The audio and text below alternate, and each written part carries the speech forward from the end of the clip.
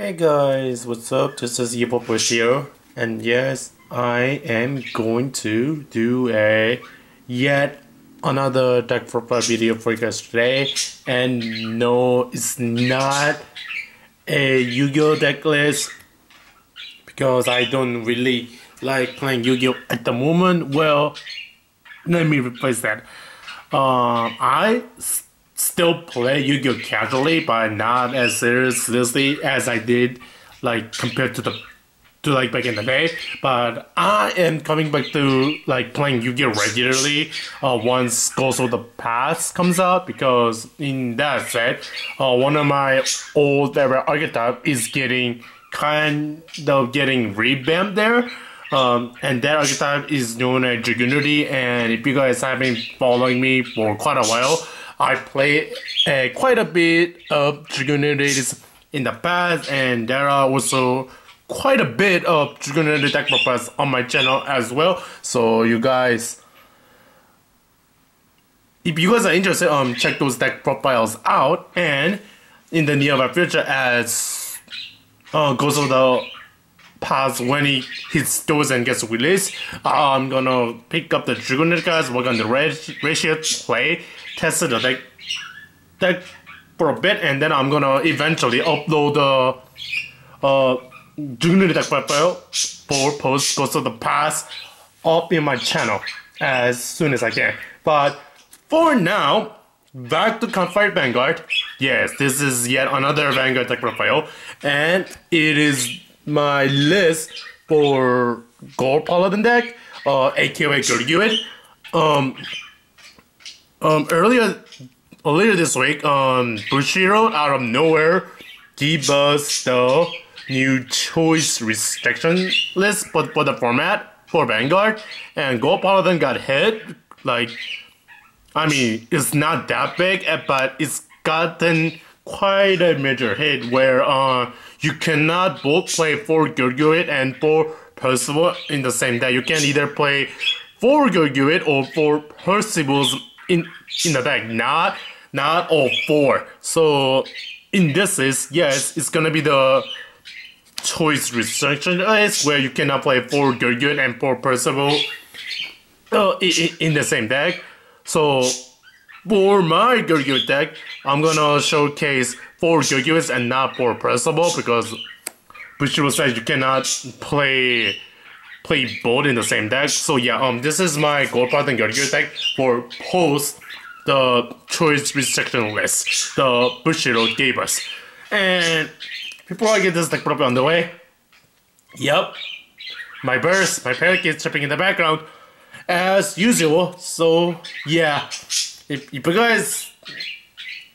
those my bird chirping sound in the background are bothering you, well, I don't know what you can do. You can like mute the video and then watch the deck profile, or just enjoy the sound in the background. Alright, so for my Gurguit deck list, well, you have to start with the starter, which is Cole. And for the grade 3s, it's for Gurguit. Gurguit is still very, very good, even with that Percival. I still think Gurguit is still gonna do Gurguit things without 4 Percivals in the deck. Sure the deck got lots of little bit of power with that Percival in the deck, but Gurguit at the end of the day is still Gurguit. It's still gonna do like Gurguit things, and it is still a very, very powerful card. Moving on with the rest of the grade 3s, it's 3 Sagamore. Sagamore is, I like Sagamore like quite a bit. This is basically the Percival the deck lost in the deck, because what Sagamore does is that it's literally Sagamore where when placed from hand, you soul blast someone, draw a card, and then call a card from your hand to the rear guard. So card is really good for Justice soul blast. Like, this card is really good. Sure, you have to call this card from your hand in order to get the draw and get get his effect well, but at the end of the day, Sagroma is still a very, very good card. Like, Sagroma is how you get... how eventually, like, get you, like, a lot of attacks on your Vanguard swings. And the last two grade 2s are 2 Max Slash again. This is by far my least favorite grade 3 in the deck, because sure, when it attacks you Counter +1, you call a card from your hand to rear, and then this gains 5k in the battle, but the fact is that it doesn't give you an action marker is the reason why this is my least favorite grade 3 in the main, but like with the Sagroma, you need to play at least 2 Max Slash Dragons so that you can have a lot of attacks going. Alright, so those are the grade 3s. There are 4 Gurguit, 3 Sagroma, and 2 Max Slash Dragons for a total of 9 grade 3s. Not but the grade 2s. For Wonder Rezo, this is by far the best grade 2, if not the best card in the entire deck. Like, this card is like really good in the deck still. Like the fact that as soon as you call this to the rear guard and then just call a card from your hand to rear without costing you anything, it's like very, very good. Like, you call her to the rear guard cycle, call a hand from your hand to rear, and then just flood your board, and then just swing and all of that. Like, this card is very, very good for going for aggro pushes, so that to like pressure your opponent. And the card that combos really, really well with Wonder Rezo is by far the 4 copies of Aggravale.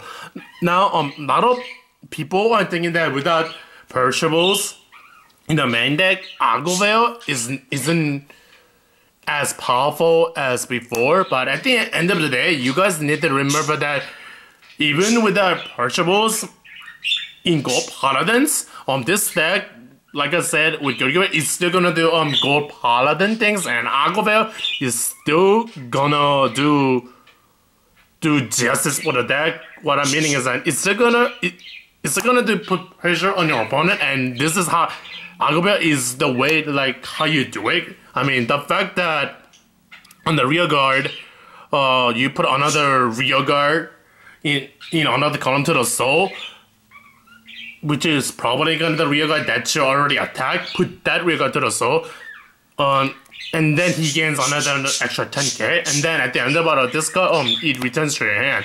So it combos really well with Sagroma and Gurguit, and basically a majority of your grade 3 skill, so that you can get Aggravale that just got bounced back to your hand, call it again, and then swing for more attacks, thus putting your opponent that much pressure. Like, Aggravale is still like very, very good.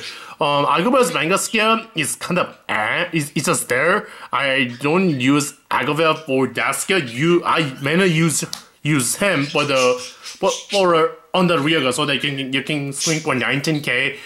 Put another rear guard to the soul, which gives you a soul charge for the Sagroma plays, and Aggravale is just really good at like pressuring your opponent.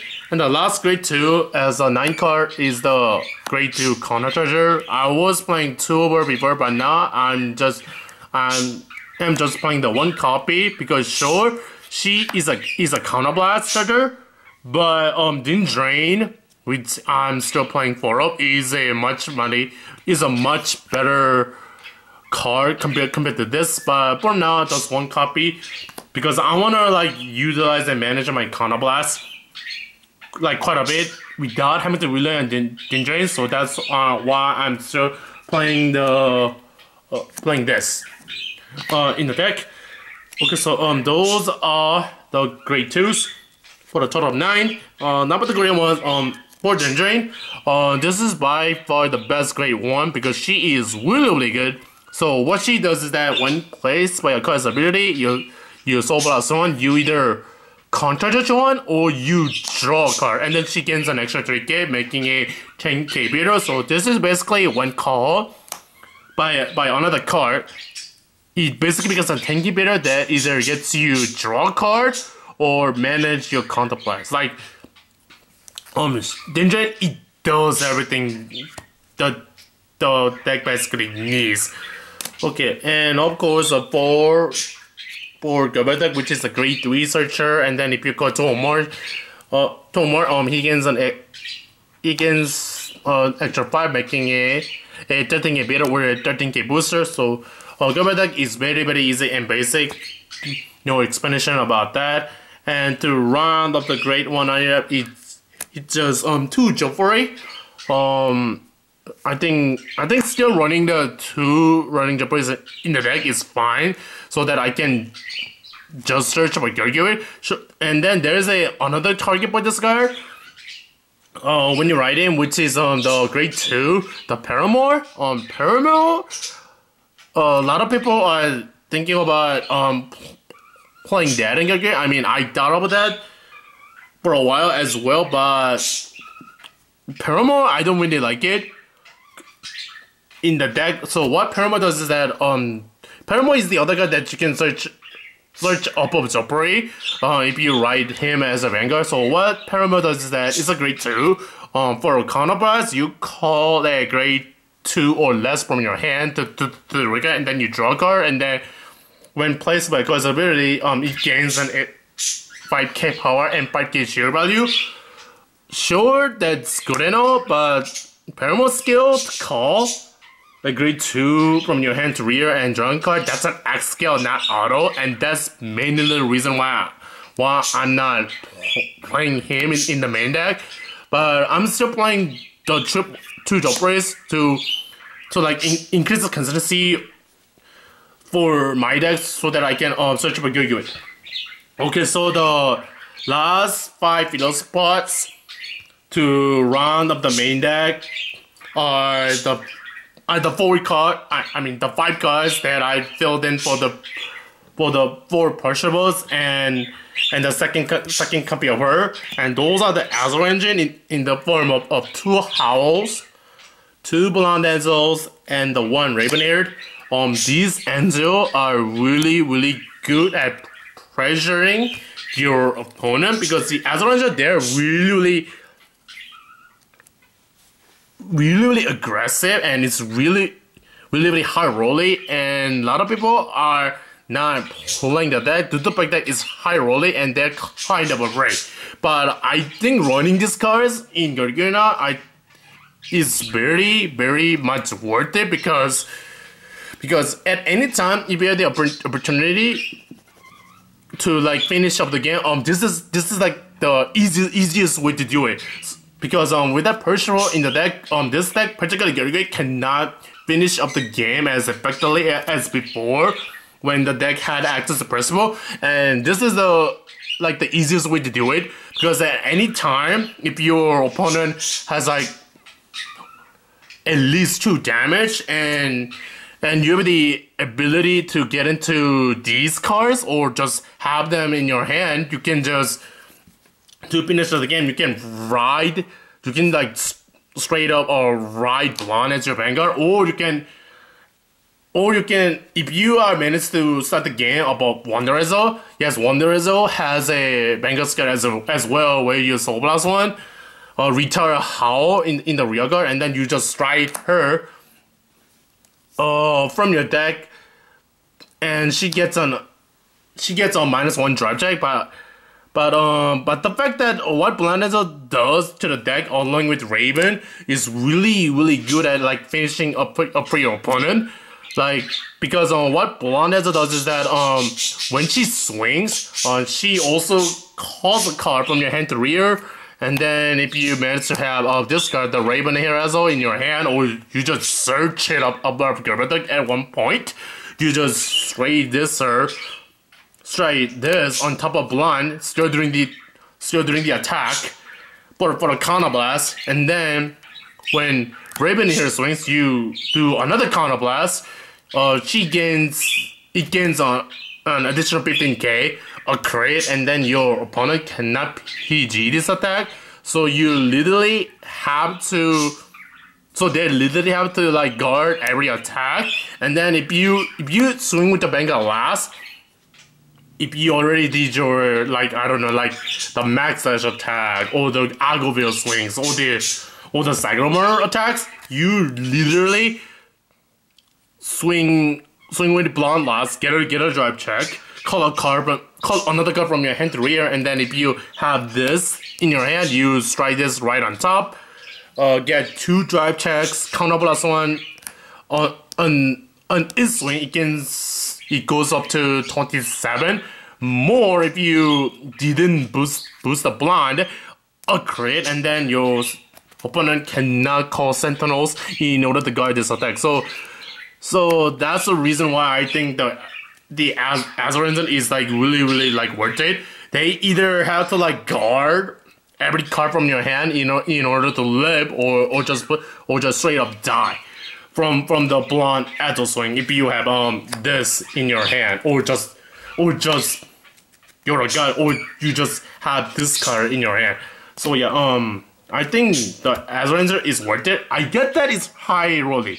I get that they're a break, but the Azure Ranger in this deck, particularly now, I think is worth running because they're high risk, high reward cards, and they're a good engine in the deck. Okay, so round of the main deck is the trigger ratio, which I'm running 8 crit. 8 crits because the 8 crits, it complements the Azure engine like quite well.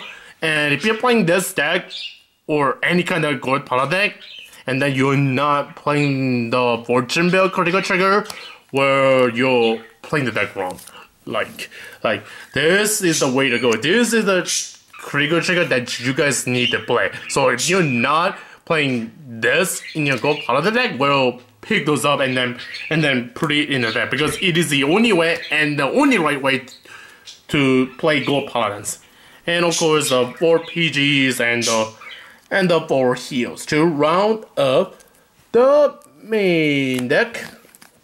Alright guys, so yeah, so I'm going to wrap up this video by saying that Gurguit is not a dead deck. I think the deck itself is like still like very good. The deck is balanced now. It's more fair. It's not as overpowered and broken as before without Percival in the mix. But like I said, at the end of the day, Gold Paladin is gonna do Gold Paladin things, and just like Gurguit himself is gonna do Gurguit things. So yeah, Gurguit is not trash. It's still viable. It's just not as strong and OP as before. So yeah, Gurguit is Gurguit. It's gonna do Gurguit things. So yeah, without that being said, I'm gonna wrap up this video. So yeah, just keep up force, showing you guys my own version of Gurguit, and see you guys in the next video. So yeah, peace out guys. Peace out.